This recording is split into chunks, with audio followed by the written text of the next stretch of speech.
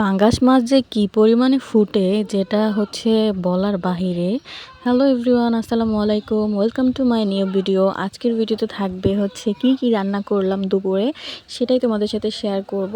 অবশ্যই আমি জানি যে তোমরা যারা আমার ফ্যান ফলোয়ার, যারা আমাকে অনেক ভালোবাসো, তারা পুরোটা ভিডিও দেখবে, স্কিপ করবে না। তো আমি দেখো এখানে হচ্ছে পাঙ্গাস মাছ ভাজি করতে দিলাম, আর হচ্ছে শাক রান্না করতেছিলাম। শাকটা হচ্ছে বোম্বাই মরিচ দিয়ে, মানে কামরাঙা মরিচ দিয়ে হচ্ছে শাকটা রান্না করতেছি, যাতে একটু ঝাল ঝাল একটা ফ্লেভার আসে, একটা মজার একটা ফ্লেভার আসে। এই জন্য যাতে একটা মজার, মনে করো যে আমি আবার ঝাল খাইতে অনেক বেশি পছন্দ করি, যাতে একটু বেশি মজা লাগে তার জন্য। তারপর শাক বাদ দিয়ে তারপর হচ্ছে সুন্দর করে তরকারির জন্য কষানোর, মানে তরকারিটা কষানোর জন্য সুন্দর করে যা যা লাগে, পেঁয়াজ, তারপর হচ্ছে যা যা লাগবে এখানে আমি সব দিয়ে দিব। তো আমি যেহেতু তোমাদেরকে রান্না শেখানোর জন্য ভিডিও দেই না, আমি শুধুমাত্র আমার ভিডিওগুলো তোমাদের সাথে শেয়ার করি, আমার ভালো লাগাগুলো তোমাদের সাথে শেয়ার করি। এই জন্য আমি এখানে কি দিলাম সেটা তোমাদেরকে মুখে বলে দিচ্ছি। এখানে আদা রসুন পেস্ট দিচ্ছি আমি, তারপর লবণ, তারপর হলুদ মরিচ যা যা লাগে তরকারির মধ্যে সব দিয়ে দিছি। দেওয়ার পরে আমি হচ্ছে এখানে দেখাচ্ছিলাম যে মাছের, পাঙ্গাস মাছের অল্প একটু ডিম হয়েছিল মাছটার মধ্যে। আসলে পাঙ্গাস মাছের ডিম খুবই কম পাওয়া যায়।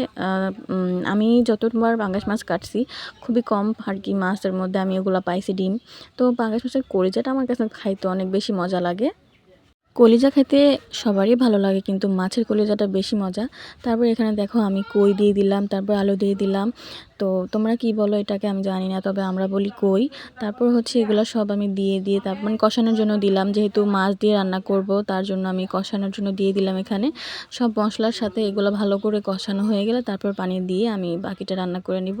যেহেতু তরকারি কম, বলতে আমরা মানুষ কম, এই জন্য আমি সবসময় কমই রান্না করি।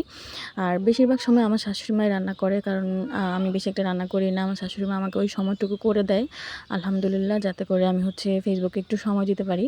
তো এটার জন্য হচ্ছে আমি আল্লাহর কাছে লাখো কোটি শুকরিয়া যে উনি আমাকে এতটুকু স্যাক্রিফাইস করে।